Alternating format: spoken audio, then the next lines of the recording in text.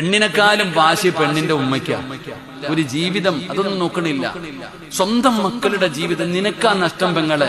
എന്റെ പെങ്ങളോട് ഞാൻ പറയണം, നീ വിചാരിക്കണത് നിനക്ക് അറിയാനിട്ടാ പെങ്ങളെ. ഈ വാശിയും വൈരാഗ്യം നീ ചിന്തിച്ചു നോക്കിക്കേ. ഏതൊരു ഭാര്യയും ഭർത്താവും 10 മിനിറ്റ് ഇരുന്ന് സംസാരിച്ചാൽ തീരുന്ന വിഷയമേ ലോകത്തുള്ളൂ. അത് 10 മിനിറ്റ് സംസാരിക്കണം. പക്ഷെ സംസാരിക്കാൻ സമ്മതിക്കൂലല്ലോ. വിളിച്ചിറക്കുമ്പോ തന്നെ മകളോട് ഉമ്മ പറയുന്നുണ്ട്, വീട്ടിൽ കൊണ്ടുവന്നിട്ട് പറയാ ഫോണിങ് തന്നേരെ, ഇനി അവൻ വിളിച്ചാ എടുക്കണ്ട. കാരണം വിളിച്ചാ തിരിച്ചു പോകും. അല്ലെങ്കിൽ പറയും അവന്റെ നമ്പര് ബ്ലോക്ക് ചെയ്ത് വെച്ചേരെ, വാട്സപ്പ് ബ്ലോക്ക് ചെയ്ത് വെച്ചേരെ, വിളിച്ചാ ഇനി എടുക്കേ ചെയ്യരുത്. വാശിയടോ. എന്റെ പ്രിയപ്പെട്ട സഹോദരങ്ങളെ, പലരുടെയും ജീവിതം തൊലച്ചു കളയുന്നത് ഈ വാശിയ. അള്ളാഹു ഉമ്മത്തിനെ കാത്തിരക്ഷിക്കുമാറാകട്ടെ. ഞാൻ എപ്പോഴും ഒരു ഉദാഹരണം പറയാറുണ്ട്. ഞാൻ ജോലി ചെയ്യുന്ന പള്ളിയിൽ ഒരിക്കൽ ഒരു മസ്ലഹത്ത് ഉണ്ടായി. ഒരു സമ്പന്ന 101 പവനൊക്കെ കൊടുത്ത വലിയൊരു കല്യാണം.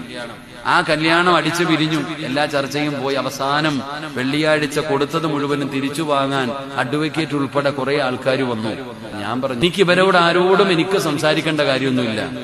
എനിക്ക് ആ പയ്യനോടും പെണ്ണിനോടും ഒന്ന് 10 മിനിറ്റ് സംസാരിക്കണം. ഉടനെ പെണ്ണിന്റെ വാപ്പ പറയാ, എല്ലാ ചർച്ചയും കഴിഞ്ഞതാ, ഇനി ആരും സംസാരിക്കണ്ട. അയാൾക്കാ വാശി. ഞാൻ ഇതിന് രണ്ടിനെയും വിളിച്ചുകൊണ്ട് മദ്രസയുടെ മുകളിൽ പോയി. ഞാൻ രണ്ടുപേരെയും വിളിച്ചിരുത്തിയിട്ട് ചോദിച്ചു, മക്കളെ എന്താ പ്രശ്നം? ചോദിച്ചത് മാത്രമേ എനിക്ക് ഓർമ്മയുള്ളൂ. ഞാൻ പറഞ്ഞു, മക്കളെ പോയതൊക്കെ പോട്ടടാ, നിന്റെ ഭാര്യയല്ലേടാ, ഒന്ന് ഒരു അവസരം കൂടെ കൊടുത്തൂടെ, ഒന്ന് നിങ്ങൾക്ക് ജീവിച്ചൂടെ ഇവളുടെ കൂടെയോ? അങ്ങനൊന്നും അല്ല അവൻ പറഞ്ഞത്, ഞാനിവിടെ വെച്ച് പറയണില്ല. അവസാനം ഞാൻ പറഞ്ഞു, 8ാമത്തെ ഒരു അടവുണ്ടല്ലോ, ഞാൻ ഇവരോട് പറഞ്ഞു, മക്കളെ എന്തായാലും നിങ്ങൾ പിരിയാൻ തീരുമാനിച്ചു.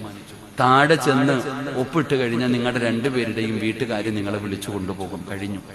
ഇത്രയും കാലം എന്തായാലും ഒരുമിച്ച് ജീവിച്ചതല്ലേ, എന്നാ കെട്ടിപ്പിടിച്ചു പൊരുത്തം ചോദിച്ചിട്ട് ഇറങ്ങിപ്പോക്കോ. എന്നിട്ട് ഞാൻ എന്ത് ചെയ്തു, മദ്രസയുടെ വാതിലടച്ചിട്ട് പുറത്തിറങ്ങി. ഒരു 5 മിനിറ്റ് കഴിഞ്ഞോ വാതിൽ തുറക്കണില്ല. എനിക്ക് വല്ലാത്ത ടെൻഷനായി.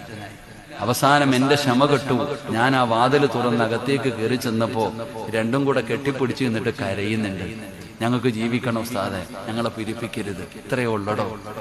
ഞാൻ അവരോട് പറഞ്ഞു, ഈ പുറകിലൂടെ ഒരു വഴിയുണ്ട്, ഇതിലെ ഇറങ്ങി ഏതെങ്കിലും ലോഡ്ജിൽ പോയി റൂം എടുത്ത് താമസിക്ക്, വീട്ടിൽ മാത്രം പോകരുത്. കാരണം എന്തേ, നിങ്ങളുടെ വീട്ടുകാരെ നിങ്ങളെ ജീവിക്കാൻ വിടാത്തത്. അള്ളാഹു കാത്തിരക്ഷിക്കുമാറാകട്ടെ. എന്റെ പെങ്ങളോട് ഞാൻ പറയട്ടെ, മോളെ, നീ വിചാരിക്കുന്നത് നിന്റെ ഉമ്മ കാണിക്കുന്നത് ആത്മാർത്ഥ സ്നേഹമാണെന്ന്. ഓക്ക് എന്ത് നഷ്ടപ്പെടാനാ? നിന്റെ ഉമ്മാടെയും വാപ്പാടെയും വാശി നഷ്ടം നിനക്കൊന്ന് ക്ഷമിക്കാൻ കഴിഞ്ഞ അവിടെ തീരുമെല്ലാം. പക്ഷെ നിന്റെ ഉമ്മായും വാപ്പായും വാശി കാണിച്ച് നിന്നെ വിളിച്ചു വീട്ടിൽ കൊണ്ടുവരും. കുറച്ചു കഴിയുമ്പോ അങ്ങോട്ട് മടുക്കും നിന്നെ. പിന്നെ ഏതെങ്കിലും ഒരു 2ാം കെട്ടുകാരന്റെ തലയിൽ കെട്ടിവെക്കാൻ നോക്കുക.